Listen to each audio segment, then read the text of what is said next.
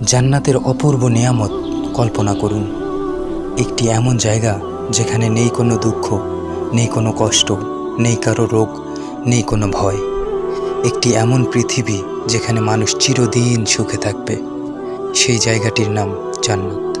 মহান আল্লাহ তার প্রিয় বান্দাদের জন্য এই জান্নাত প্রস্তুত করে রেখেছেন। পবিত্র কোরআনে আল্লাহ তাআলা বলেন, জান্নাত এমন এক স্থান যেখানে এমন সব নিয়ামত রয়েছে যা কোনো চোখ কখনো দেখেনি, কোনো কান কখনো শোনেনি, কোনো মানুষের হৃদয় কখনো কল্পনাও করতে পারেনি। জান্নাতে প্রবেশ করার মুহূর্তটি হবে পৃথিবীর সবচেয়ে আনন্দের মুহূর্ত। যখন একজন মুমিন জান্নাতের দরজার সামনে পৌঁছাবে, তখন ফেরেশতারা তাকে বলবে, তোমাদের উপর শান্তি বর্ষিত হোক, তোমরা সফল হয়েছ, চিরদিনের জন্য এখানে প্রবেশ করো। তারপর খুলে যাবে জান্নাতের দরজা। সামনে দেখা যাবে বিশাল বিশাল সবুজ বাগান, চারিদিকে ফুলের সুগন্ধে ভরে থাকবে বাতাস। নদীগুলো বয়ে যাবে ধীরে ধীরে, কিন্তু সেই নদীগুলো হবে পৃথিবীর নদীর মতো নয়।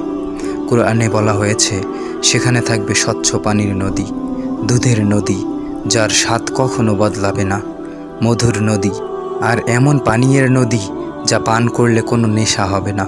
জান্নাতের গাছগুলো হবে বিশাল। একটি গাছের ছায়া কেউ যদি 100 বছরও চলতে থাকে, তবুও সেই ছায়া শেষ হবে না। জান্নাতবাসীদের জন্য থাকবে বিশাল প্রাসাদ। সেই প্রাসাদগুলো হবে সোনা, রূপা এবং মুক্তা দিয়ে তৈরি।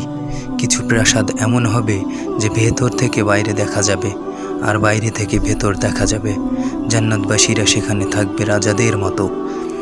তাদের মাথায় থাকবে সম্মানের মুকুট, হাতে থাকবে সোনার বালা, আর তারা পরবে রেশমের পোশাক। জান্নাতে কোনো ক্ষুধা থাকবে না, কোনো তৃষ্ণা থাকবে না, তবুও সেখানে থাকবে অসংখ্য সুস্বাদু খাবার। যে ফল খেতে চাইবে, সেই ফলের ডাল নিজে থেকেই নিচে নেমে আসবে, আর সেই ফলের স্বাদ হবে পৃথিবীর সব ফলের চেয়ে 1000 গুণ বেশি সুস্বাদু। জান্নাতের মানুষ কখনো অসুস্থ হবে না, তারা কখনো বুড়ো হবে না, তারা থাকবে চির যৌবন আর চির আনন্দে। কেউ কারো উপর রাগ করবে না, কেউ কাউকে ঘৃণাও করবে না। সবাই থাকবে ভালোবাসা আর শান্তির মধ্যে। আর জান্নাতের সবচেয়ে বড় নিয়ামত কি জানেন? সেটি হলো মহান আল্লাহ পাককে দেখা। একদিন আল্লাহ জান্নাতবাসীদের ডাকবেন, তারপর জান্নাতবাসীরা আল্লাহর দিকে তাকাবে।